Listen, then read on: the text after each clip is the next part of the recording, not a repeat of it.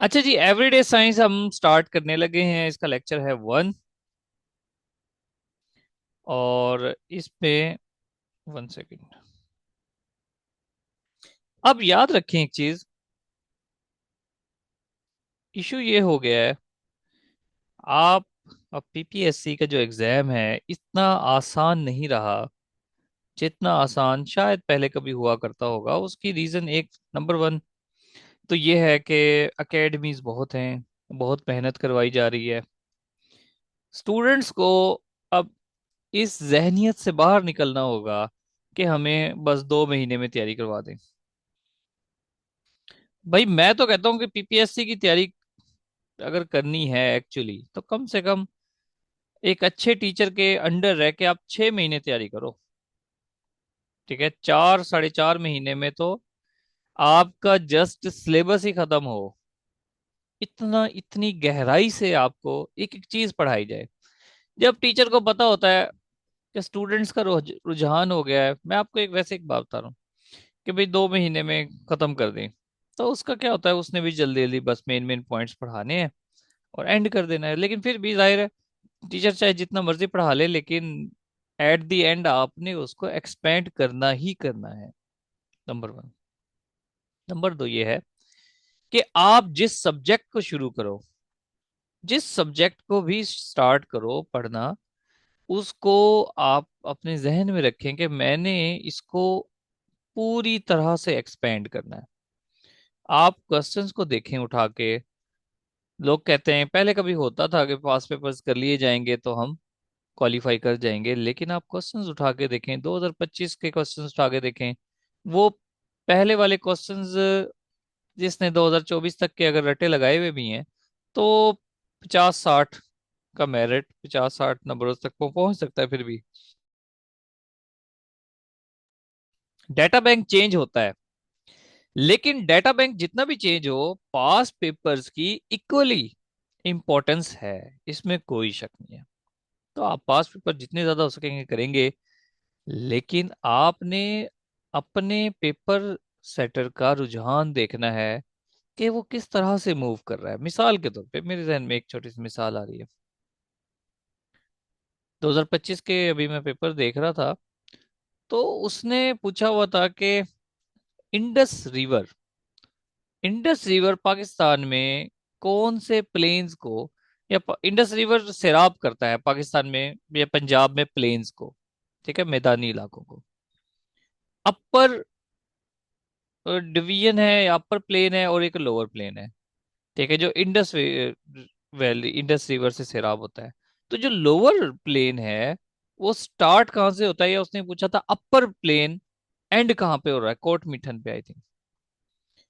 अच्छा, ये सवाल को देखो, वो प्लेन्स पे आ गया, यानी कि इतनी उसने गहराई से ज्योग्राफी पूछनी शुरू कर दी है कि भाई अपर प्लेन है और ये लोअर प्लेन है। उससे पहले वो पूछता क्या था, इंडस रिवर की लेंथ क्या है, इंडस रिवर स्टार्ट कहाँ से होता है, इंडस रिवर एंड कहाँ पे होता है। इस तरह के सवाल करता था। अब वो थोड़ा सा उसने एक्सपेंड कर दिया अपनी डायमेंशन को, मीन के देखें। अब उसका सॉल्यूशन ये हरगिज नहीं है, ये भी आपने बात याद रखनी है कि इसका सॉल्यूशन ये हरगिज नहीं है कि आप जियोग्राफी की बुक भी ले लोगे ना, आप ज्योग्राफी की या किसी सब्जेक्ट की बुक भी ले लोगे, आप उर्दू की बुक ले लें, एमए उर्दू की बुक ले लें, आपको उसमें कहाँ से क्वेश्चन मिलेगा कि चौधरी रहमत अली किस यूनिवर्सिटी से पढ़े थे या किस कॉलेज से पढ़े थे, ये सवाल आया हुआ है। आप हिस्ट्री की बुक उठा के देख लो, आपको कैसे पता लगेगा नूरजहां के उस्ताद का नाम क्या है, कौन सी बुक आपको बताएगी? कोई बुक नहीं बता सकती। और ना ही इसका ये सॉल्यूशन है कि आप नूरजहां के उस्ताद का नाम अगर पीपीएससी वाले ने पूछा है तो आप, ठीक है, बाकी सिंगर सबके उस नुसरत फतेह अली खान के उस्ताद का नाम भी जानना शुरू कर दो, तो कितने सिंगर्स के नाम आप जान लोगे? तो फिर क्या सॉल्यूशन है? सॉल्यूशन ये है कि आप पास पेपर पढ़ो, नंबर 1, उनको अच्छे से तैयार करो, और उसके बाद उन पास पेपर्स की डोमेन्स को जहन में रखते हुए उसको एक्सपेंड करो। ठीक है, थैंक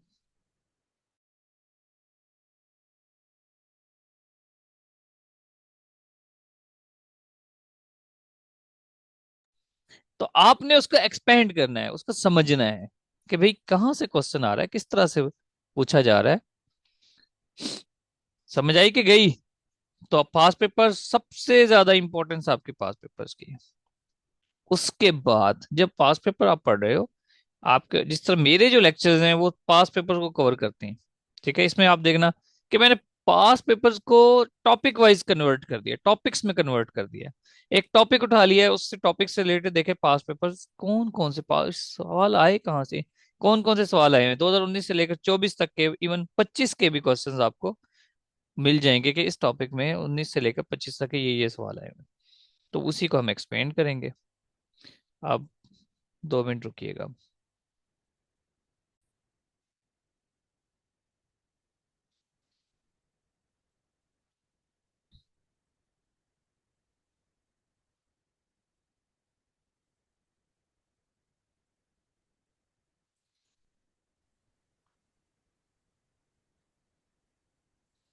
तो एवरीडे साइंस जितनी भी इसकी डोमेन्स हैं, जो कुछ पास्ट पेपर में पूछा गया है उसको सबको कवर करेंगे।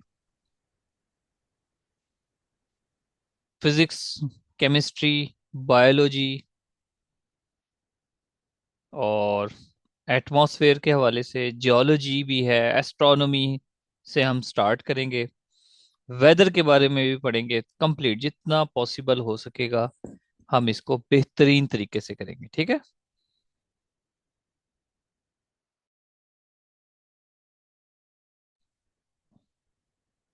एस्ट्रोनॉमी, एस्ट्रोनॉमी क्या होती है जी? एस्ट्रोनॉमी कहते हैं सितारों का इल्म। एस्ट्रो, एस्ट्रो बेसिकली कहते हैं, एस्ट्रो कहते हैं स्टार्स को। नोमी मतलब नॉलेज, एस्ट्रोनॉमी। इसकी प्रॉपर डेफिनेशन क्या है कि study of everything in the universe beyond the earth atmosphere. Earth के एटमॉस्फेयर को क्रॉस करो तो बाकी जितना कुछ भी है एस्ट्रोनॉमी है।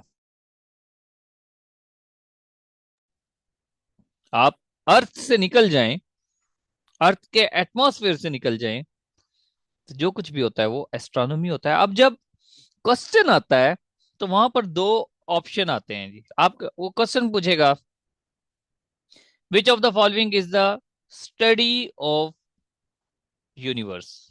नीचे ऑप्शन में एस्ट्रोनॉमी के साथ एक और वर्ड होगा, उस वर्ड का नाम है एस्ट्रोलॉजी। तो वो उस वर्ड का नाम है एस्ट्रोलॉजी। ये एस्ट्रोलॉजी पे यहाँ पे स्टूडेंट्स कंफ्यूज हो जाते हैं कि यार ये एस्ट्रोनॉमी है या एस्ट्रोलॉजी है, स्टडी ऑफ यूनिवर्स।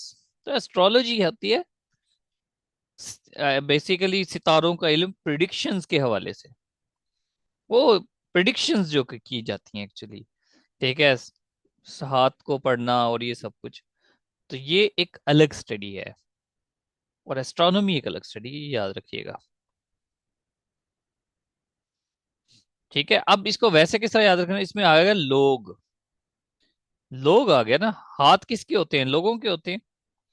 ये प्रिडिक्शंस किसको चाहिए? लोगों को। तो इसमें लोग आ जाता है, जबकि इसमें नोमी है। नोमी एक अलग, वो नॉलेज है। एस्ट्रोनोमी और एस्ट्रोलॉजी थोड़ा सा इस तरह से समझ लेना। 2022 में देखें क्वेश्चन किया हुआ है, astronomy is the study of. हाँ भाई, क्या आंसर होगा? Astronomy is the study of. Sir, all of these. हाँ जी, all of this, very good, शाबाश। All of this is the answer. Next है most abundant element in the universe. Universe ज्यादातर hydrogen की बनी हुई है, और सेकंड मोस्ट इंपॉर्टेंट हीलियम है। आप थर्ड मोस्ट भी देख लेना, वो मुझे नहीं पता यकीनन। तो आप देखिएगा अपने डाटा बैंक में इजाफा करने के लिए कि थर्ड मोस्ट क्या है। एक चीज और याद रखें, सुबह भी मेरे पास एक स्टूडेंट, आप में से एक स्टूडेंट के मैसेज आ रहे थे कि सर ये मैं देखो मैं क्या कर रही हूँ, मुझे सर्च कितना सर्च करना है। मैंने कहा आप अभी सर्च ना करो, आप अभी लेक्चर्स बनाओ, हाथ से लिखो और स्पेसिस दे दो, थोड़ी थोड़ी सी स्पेसिस दो हर टॉपिक के बाद, हर लाइन के बाद खुला खुला लेक्चर लिखो। कलरफुल मार्कर से लिखो, बॉल पेन यूज करो। थोड़ी थोड़ी स्पेसेस दे दें। स्पेसेस का क्या करना है आपने, जब आपको ये लेक्चर्स इतने तैयार हो जाएं, देन आफ्टर देन आपने देखना है कि यार मुझे फर्स्ट लार्जेस्ट पता है, मोस्ट अबंडेंट पता है, सेकंड मोस्ट भी पता है, थर्ड मोस्ट आपने अभी नहीं देखना, आपने बाद में देखना है, जब आपको ये दो तैयार हो जाए। अदरवाइज आप इसी चक्कर में लगे रहेंगे। हाँ, टाइम आपके पास एक्स्ट्रा है तो आप प्रीवियस लेक्चर्स देख लो, इंग्लिश रिवाइज कर लो, पास्ट पेपर ज्यादा से ज्यादा रिवाइज कर लो, लेकिन अभी फिलहाल सर्च नहीं करनी जब तक कि आप ये तैयार ना कर लो। नेक्स्ट है बिग बैंग थ्योरी। एक जमाना, एक वक्त है, मतलब ये थ्योरी क्या क्या कहती है कि 13.8 बिलियन ईयर्स एगो एक बहुत बड़ा धमाका हुआ, और बहुत बड़ा धमाका जी, इसको जॉर्ज लेमेटर ने प्रेजेंट किया इस थ्योरी को। और क्या होता है याद रखना, ये धमाका ये नहीं कहता कि एक्चुअली कुछ ब्लास्ट हुआ ना, वो कहता है कि कुछ ऐसा फिनोमिनन हुआ कि ये कायनात एक्सपेंड करने शुरू हो गई, और एक्चुअली ये अभी भी एक्सपेंड कर रही है। ठीक है, एक खास पॉइंट से एक्सपेंशन शुरू हो गई रैपिडली। ठीक है, उसी से फिर क्या हुआ कि बाद में फिर ये किसी जगह पे कूल डाउन हो गई। कुछ हिस्से हॉट थे जिसमें एनर्जी के ब्लास्ट अभी भी होते हैं, जिस तरह स्टार्स, सूरज जो है वो तो बड़े बड़े धमाके होते हैं। और हो सकता है इनिशियली उसको, आखिर देखिए ना आप, सूरज में ब्लास्ट होते हैं, सूरज के टुकड़े तो नहीं हो गए। तो ये कायनात भी एक बहुत बड़े बॉल की सूरत में थी, कंडेंस थी। लेकिन क्या हुआ कि फिर कोई धमाका, ऐसा धमाके तो हो ही रहे हैं एक्चुअली, लेकिन उसके ये जो पार्ट्स थे वो सेपरेट हो गए और फिर एक्सपैंड होते चले गए, और आज तक एक्सपैंड हो रहे हैं। इवन इवन जमीन भी सूरज से कुछ फासले पर हो चुकी है, अभी भी हो चुकी है। ऐसे ऐसे फिर, अब आप सूरज के निजाम शमसी को देखो, तो कुछ प्लैनेट्स ज्यादा डिस्टेंस पे हैं, वो उनमें बर्फ है, कुछ सूरज के नजदीक है उस पे आग है, वो कुछ सेंटर में है, जिस तरह हमारी जमीन है।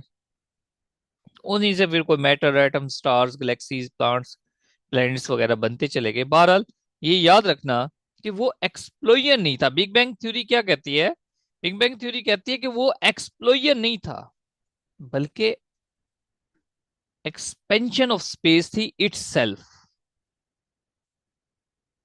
एक्सपेंशन ऑफ स्पेस थी। चलो कोई बात नहीं। बहरहाल जॉर्ज लेमिटर नाम याद रखना। अच्छा, यहां पर मैं एक चीज आपको और बताता चलता हूं। आपने अब जॉर्ज लेमिटर पढ़ लिया, आपने बिग बैंग का नाम पहले सुना होगा, आपने, हो सकता है, पॉसिबल है कि आपने जॉर्ज लेमेटर का नाम भी पहले सुना हो, मे बी। यहां एक चीज बहुत ज्यादा जरूरी है, इंतहाई जरूरी है, कि यार मुझे जॉर्ज लेमेटर याद नहीं रहना। आप लेक्चर आपने पढ़ लिया, आज नोट भी कर लोगे मे बी। कल आप, बॉयज की बात करूं, आप किसी ढाबे पे दोस्तों के साथ चाय पी रहे होंगे और आप सोचोगे कि यार बिग बैंग थ्योरी कल पढ़ी थी, दी किसने थी, भूल जाओगे। यही बात आप पास पेपर पढ़ रहे हो, तो फिर आप सोचोगे, बहुत सारे नाम पढ़ते हो, बहुत पोइट्री पढ़ते हो, शोरा के नाम पढ़ते हो, हिस्टोरियंस के नाम पढ़ते हो, हिस्ट्री में जो बहुत बड़े फेमस पर्सनैलिटीज हैं उनसे रेलिवेंट इवेंट्स पढ़ते हो, भूल जाते हो। और भूलना ही है, क्योंकि जब तक आप इसको कोई खास कनेक्शन बनाकर याद नहीं कर लेते, आप इसको भूल जाओगे। ये आपकी तैयारी में इसकी की इंपॉर्टेंस है। नंबर वन, इसके इसकी इंपॉर्टेंस इसलिए है क्योंकि आपको लॉन्ग टर्म चीजों को याद रखना है। एंड नंबर दो, इसकी इंपॉर्टेंस इसलिए है ताकि आप अपनी स्टडी से थको ना। अगर आपने कनेक्शंस बनाने शुरू कर दिए, चीजों को जोड़ना शुरू कर दिया, तो आप थकने के बजाय आप इंजॉय करोगे। जब आप इंजॉय करोगे तो ऑटोमेटिक आप मैक्सिमम टाइम के लिए पढ़ सकते हो। चलो हम ट्राई करते हैं। मैंने, मुझे इसमें थ्योरी का नाम तो कॉमन है, बिग और बैंग।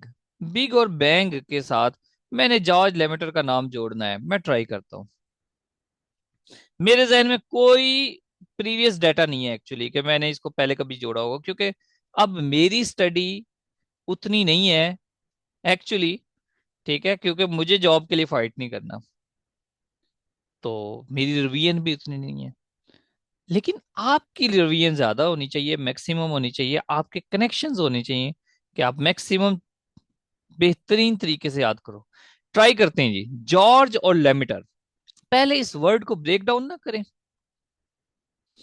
इसमें कोई दिलचस्प वर्ड नजर आ रहा है? जॉर्ज। इसमें मुझे नजर आ रहा है जियो, नजर आ रहा है। वैसे जियो जमीन को कहते हैं। बिग बैंग जब हुआ था तो जमीन ही बनी ना एक्चुअली। बिग बैंग के लिए जो हम सोच रहे हैं, वो जमीन बनने की फॉर्मेशन ही तो है ना। तो आप एटलीस्ट ये कनेक्शन बना सकते हो सबसे पहले कि कोई नाम ऐसा है जिसमें जियो आता है। अगर आपको इसका नाम याद ना भी रहे, लेकिन जैसे ही ऑप्शंस देखोगे, आपको ऑटोमेटिक नजर आएगा ये जियो मैंने सोचा था, ये वाला वर्ड ठीक होगा। क्योंकि उसने जितने भी ऑप्शंस देने उसको नहीं पता कि ये रागिब साहब के स्टूडेंट्स हैं और इन्होंने जियो के नाम से याद किया हुआ। और सोचते हैं, लेमेटर,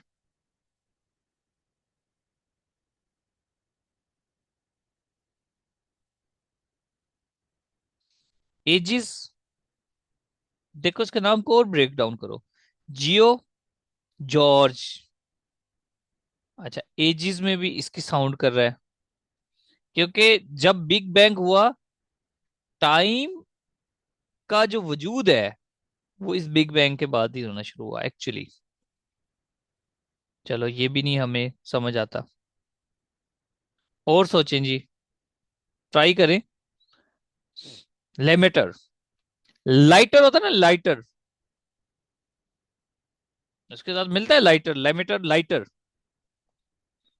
बिग बैंग, जब बिग बैंग हुआ, एक धमाका हुआ। बैंग धमाके को कहते हैं एक्चुअली।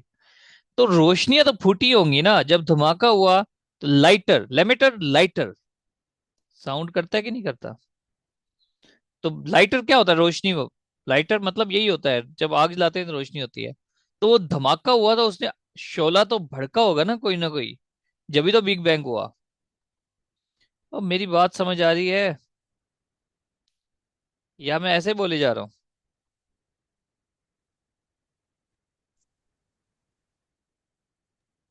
आ रही है सर समझ। पक्की बात है? अक्सरानी।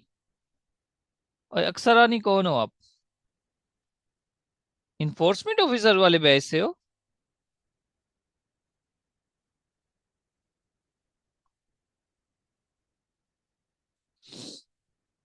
अक्सरानी सर। और नहीं सर, फिर? मैं तो वैसे ही जनरल सेशन ले रही हूँ, तो क्लासेस वगैरह लेती हूँ। जैसे इंग्लिश का लिया है, जियोग्राफी का। इसमें तो वैसे आई हूँ कि आप कैसे पढ़ा रहे हैं, देखने आप आई हूँ। कहाँ से आ गए हो? आपको कहाँ से लिंक मिल गया? सर ये ग्रुप में आया हुआ था। ये ग्रुप में आया हुआ था? अच्छा, चलो जी। तो जब मुझे नहीं पता, पता नहीं शायद वो एडमिनिस्ट्रेटर ने शायद भेज दिया होगा ग्रुप में। चलें खैर। तो बात समझ आई है अक्सा?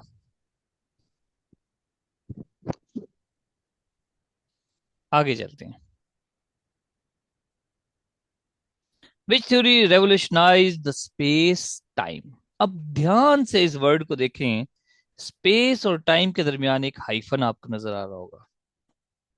स्पेस मतलब इस जमीन से, इस जमीन के एटमॉस्फेयर के बाहर वाली जगह, उसको स्पेस कहते हैं। ध्यान से समझना बात को। और टाइम मतलब वही टाइम जिसका आपको पता है, 1 साल, 2 साल, लाख साल, 2 लाख साल, 1 करोड़ साल। टाइम उसको कहते हैं। थ्योरी ऑफ रिलेटिविटी, आइंस्टाइन की थ्योरी थी रिलेटिविटी, जिसने एक रिलेशन बनाया। टू टाइम्स के दरमियान समझ लें, ठीक है। एक रिलेशन बनाया कि भाई, एक्चुअली ये क्या था रिलेशन, टाइम का और स्पीड का। कि जितनी स्पीड होगी, टाइम उस हिसाब से चलता है। जो स्पीड तेज होगी, टाइम स्लो होगा, सिंपल सी बात है। स्पीड तेज होगी, टाइम स्लो होगा। अब मुझसे इसकी डेप्थ ना पूछना, ये फिजिक्स है, मुझे नहीं पता। मैं आपको वर्ड टू वर्ड वैसे बता रहा हूँ, आसान लफ्जों में, कि ऐसा है। मुझे तो आज तक ये नहीं समझ आया कि मैं यहाँ से कॉल मिलाता हूँ तो दूसरे सिटी में कॉल कैसे चली जाती है। मुझे नहीं आज तक ये बात समझ आई फिजिक्स की एक्चुअली। मुझे आज तक ये नहीं समझ आया कि स्पेस पे जो जाते हैं वो प्रोपल्शन तो वहां होती नहीं है, तो रॉकेट मूव कैसे करते हैं? मुझे नहीं समझ आया। तो मैं एक्चुअली को फिजिक्स का टीचर नहीं हूँ, फिजिक्स के टीचर को ही शायद मुश्किल से समझ आएगा, थोड़ा मोटा हो तो किसी ने रिसर्च की होगी तो उसको समझ आएगा। तो थ्योरी इसने रेवोल्यूशनाइज कर दिया स्पेस टाइम को, थ्योरी ऑफ रिलेटिविटी। एक्चुअली क्या थी, ध्यान से समझें। आइंस्टाइन ने थ्योरी पेश की, people thought time and space are fixed, same for everyone everywhere. लोग समझते थे कि हर जगह हर वक्त हर किसी के लिए वक्त सेम है, लेकिन ऐसा नहीं है। उसने बताया कि space and time link together, उस एक दूसरे से रिलेट करते हैं space and time, and they can change depending on speed and gravity. ये दो वर्ड हैं, ये भी की वर्ड है, इनको भी याद रखें। स्पीड एंड ग्रेविटी, इसका मतलब क्या हुआ सिंपल मीनिंग में, कि अगर स्पीड तेज होगी तो टाइम स्लो होगा। कैसे? एक बंदा है जमीन पे और एक बंदा है स्पेसशिप में है जिसकी बहुत ज्यादा स्पीड है। तो आप याद रखें कि जो बंदा वापस आता है उसका क्लॉक बताता है कि अभी तो ज्यादा वक्त गुजरा ही नहीं है। ठीक है, इसका क्या मतलब हुआ कि टाइम स्लो हो गया उसके लिए, कि वो फास्ट मूव कर रहा था तो टाइम उसके स्लो हो गया। तो टाइम हर किसी के लिए सेम नहीं है। इसमें एक एक्सपेरिमेंट बताता हूँ कि वो एक्सपेरिमेंट इसमें अभी जो मैंने बात की इससे डिफरेंट था। दो भाई थे जुड़वा। एक भाई जमीन पे रहा, एक एस्ट्रोनॉट था, वो इस दुनिया से बाहर चला गया। और वो जिस स्पेस, या तो स्पेसशिप पे था या वो किसी प्लेनेट पे गया, बहरहाल उसकी स्पीड अर्थ से कम थी, स्लो स्पीड थी। अब वही आइंस्टाइन वाली बात, अगर स्पीड स्लो होगी तो टाइम जल्दी मूव करेगा।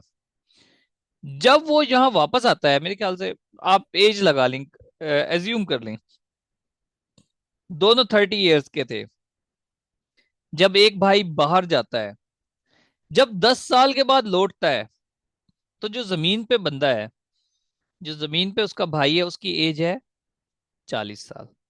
और वो जो वापस लौटता है तो उसकी एज जो है वो तकरीबन 50 से भी ऊपर हो जाती है। वो जयीफ होके लौटता है एक्चुअली, जयीफ होके। ये कनेक्शन है। इसी तरह अगर आपने इसका एक्सपेरिमेंट जमीन पर देखना हो, जमीन पे भी देखा जाता है, जिससे उसने कहा ग्रेविटी। एक सिंपल एग्जांपल है, कहते हैं अगर आप माउंटेन पे हो, ठीक है, माउंटेन पे हो, और दूसरा है आप समंदर के दरमियान में हो, फॉर एग्जांपल समंदर के ऊपर है, स्पेसशिप उस पे हो, बहरी जहाज पे, तो माउंटेन्स पे ग्रेविटी ज्यादा होगी कि समंदर पर ग्रेविटी ज्यादा होगी? हाँ जी, समवन एल्स प्लीज।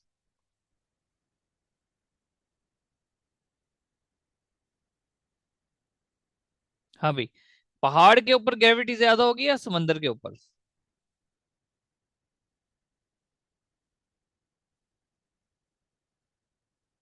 समंदर पे ग्रेविटी ज्यादा होगी, वेरी गुड, शाबाश। तो पहाड़ पे ग्रेविटी कम होगी, क्लॉक तेज चलेगा, क्लॉक की स्पीड तेज हो जाएगी क्योंकि ग्रेविटी कम है, वहां स्लो है। और समंदर पे ग्रेविटी ज्यादा है, तो वो स्पीड क्लॉक की स्लो हो जाएगी। बस ये बात है। आपको अब जितनी भी समझ आई है बस काफी है। स्टीफन हॉकिंग ने जनाब रेवोल्यूशनरी कंट्रीब्यूशन की रिलेटिविटी में, ब्लैक होल में, बिग बैंग में। स्टीफन हॉकिंग का काफी ये रिसर्च है। नेक्स्ट आते हैं गैलेक्सीज पे। गैलेक्सीज क्या होती है जी? सिस्टम ऑफ मिलियंस और billions of stars held together by the gravitational attraction between gas and dust. Million and billion stars हैं, उनके दरमियान बेशुमार गैसेस हैं, डस्ट हैं, और एक खास अट्रैक्शन से वो स्टार्स अपने अपने मदार में मूव कर रहे हैं, एक खास सेंटर के गिर्द एक्चुअली। और उस खास सेंटर के गिर्द मूव करने से, रेवोल्यूशन लेके आने से, मोशन से वो डिफरेंट शेप बन जाती हैं। वो स्पिरल भी हो सकते हैं, इलिप्टिकल भी हो सकते हैं, और इरेगुलर भी हो सकते हैं। ठीक है, कहा जा सकता है कि 200 बिलियन तो गैलेक्सीज हैं, स्टार्स कितने होंगे सोचो। वैसे मैं बड़ा हैरान हूं इसके इस फिगर से कि 200 बिलियन आखिर साइंटिस्ट ने कहा है तो किसी न किसी बेस पे कहा होगा। अपनी ख्वाहिशात को मद्देनजर रख के वो फैक्ट्स एंड फिगर्स नहीं देते, कोई सोच उनकी होगी, ये खैर एक अलग बात है। तो बहरहाल 200 बिलियन गैलेक्सीज पॉसिबल है। आप इनकी शेप भी इलिप्टिकल, स्पिरल, इरेगुलर हो सकती हैं। एक स्मॉलेस्ट गैलेक्सी है, एक smallest Galaxy in the universe है, जिसको सेग टू ड्वार्फ गैलेक्सी कहते हैं। ड्वार्फ कहते हैं छोटे को, ठीक है, ड्वार्फ कहते हैं छोटे को। सेग टू ड्वार्फ गैलेक्सी उसका नाम है। और इसको स्लॉन डिजिटल स्काई सर्वे से, ये पीपीएससी में ही सवाल आया हुआ है, उसने बताया था कि स्लॉन डिजिटल स्काई सर्वे से फाइंड आउट किया गया था। आप ये याद रखें वो इतनी ड्वार्फ है कि उसमें तकरीबन 1000 स्टार्स हैं, डार्क मैटर भी है वगैरह वगैरह। अच्छा, अब चलो हमने ये तो देख लिया कि सेग टू ड्वार्फ गैलेक्सी है। तो आप ये भी याद रखें कि इसकी जो लार्जेस्ट है, वो भी लिखवा देता हूँ, लार्जेस्ट भी लिखें। स्पेलिंग मुझे रटे हुए हैं, नाम मुझे जो है ना उसका मुश्किल से आता है।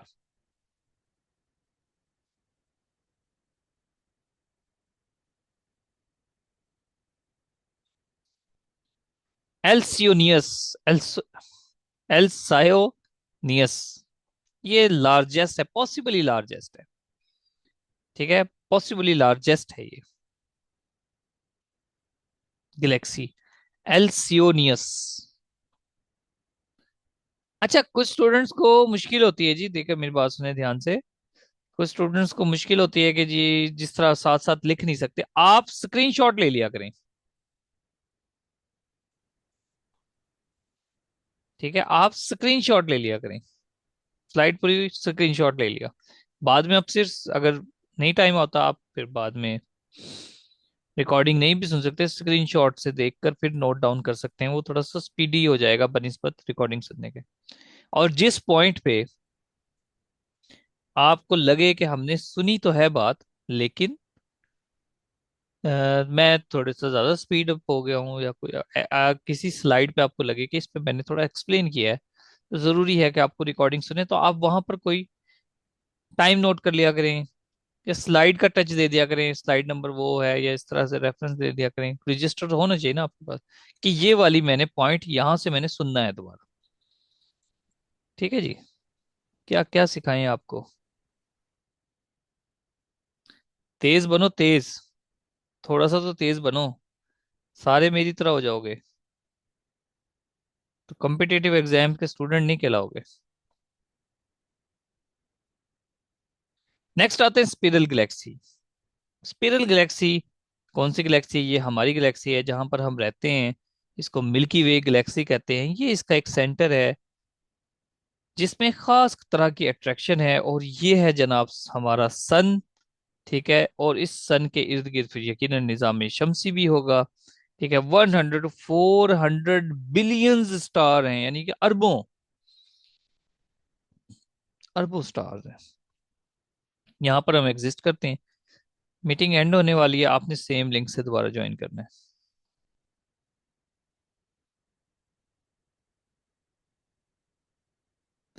100 to 4 बिलियन स्टार्स हैं, देखिए एस्टिमेट लगाया जा सकता है, तो इस वजह से इतना ज्यादा उन्होंने गैप रखा। इसके अलावा हमने एंड्रोमीडा को देखना है कि नियरेस्ट गैलेक्सी है टू मिल्की वे, मिल्की वे से जो सबसे नजदीक गैलेक्सी है उसको हम क्या कहते हैं? एंड्रोमीडा।